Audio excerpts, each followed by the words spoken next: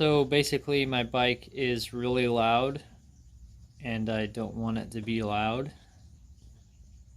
And I have tools, so I'm gonna try to not make it loud. I've been trying for like a year now and I can't figure anything out. But check out these videos and be able to give you an idea of where noise is coming from and what it could be doing to your drivetrain. I just want it to be quiet. So I recently got a new sprocket. I'm sure you saw my last video that it is not true. It sucks that you spend so much money on bike parts and it straight as a rainbow.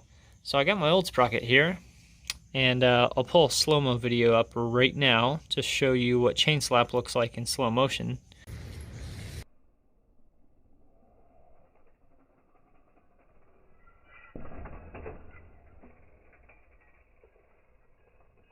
I'm a right foot forward rider, and here's my sprocket.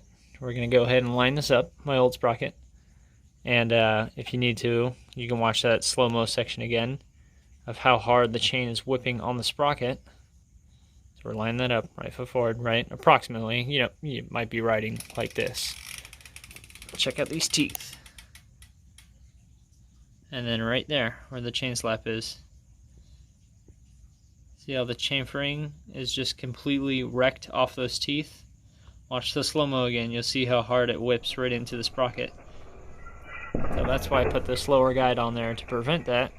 It's still just as noisy because it's still making noise, but it's going to prevent my sprocket from losing that tooth profile that everything else has. I mean, this is just like straight up facts right here. There you go. My phone is actually focusing to, oh my gosh. Yeah, there we go. Yep. So, I don't know. I'm trying out other things. I'm hoping that will, I'm just trying things out on the driveway right now. See if when the chain comes forward, because it kind of, it does a wave like this whoosh, into the chain. Or it could be the other way. But I'm hoping that will prevent that, like, cracking of the whip to make it all the way up into here and make a bunch of noise. But what sucks is the Santa Cruz linkage comes down right here, or the chainstay down and then back, so I can't actually clock my chain guide where it should be. It should be 12 o'clock with the bike, and it's way back here. I can't even get my upper guide down, so I'm just running out of ideas, running out of options, and just want to be quiet. So yeah, we should make gearbox bikes and make that belt drive thing like the next thing in mountain biking. I'm calling it now. Hey, next thing you know, Santa Cruz is going to be like, yeah, pinion gearbox compatible, and then people are going to make aftermarket titanium gears for it, so it's not that heavy. And say goodbye to chain growth, and your suspension performance will be through the roof. I'm calling it now.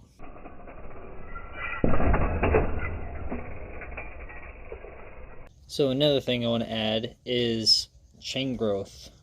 Chain growth is basically when your rear aft travels away from your centerline bottom bracket, travels away before going up. Some bikes have a lot of it, some bikes don't have a lot of it, but when your axle path travels rearward, we won't get into suspension dynamics of how it changes, how the bike feels and all that. We'll just talk strictly on chain growth. So when your chain grows, the only thing to compensate chain growth is your derailleur. The bikes with more chain growth, with a stiffer clutch, that's going to affect your suspension even more because your derailleur has to rotate forward immediately upon activation of the suspension, depending on the levels of chain growth in the areas of suspension. Say it's less past sag, that's where anti-squat factors come in. It'll be less noticeable, but right off the top, I mean, like jumping off a drop or anything like that, no matter what, in low speed, high speed, chain growth means your derailleur has to go forward, and as soon as that goes forward, that goes down, and that's where the crazy whipping comes in of the chain. But at the same time, your derailleur isn't like holding tension on the whole drivetrain. I mean, the weight of the chain just carries the slappage through the entire drivetrain, But you'll notice in that video, if you walk very close, you'll see my cassette actually rotate forward. So if I give my wheel a spin here, you'll see that cassette goes forward. So all that is happening every time your suspension moves. Cassette forward, backwards, and it's all controlled by the spring in here. So I say we just get a super strong spring, not a clutch. Stronger speed, or stronger spring and less clutch force to add constant tension on it. Or just like I said, and just make everything belt drive. Belt drive, single gear, just like super wide hub flange, you know, super strong rear wheel. I don't even know anymore. I'm tired. I'm going to bed. For sure this time.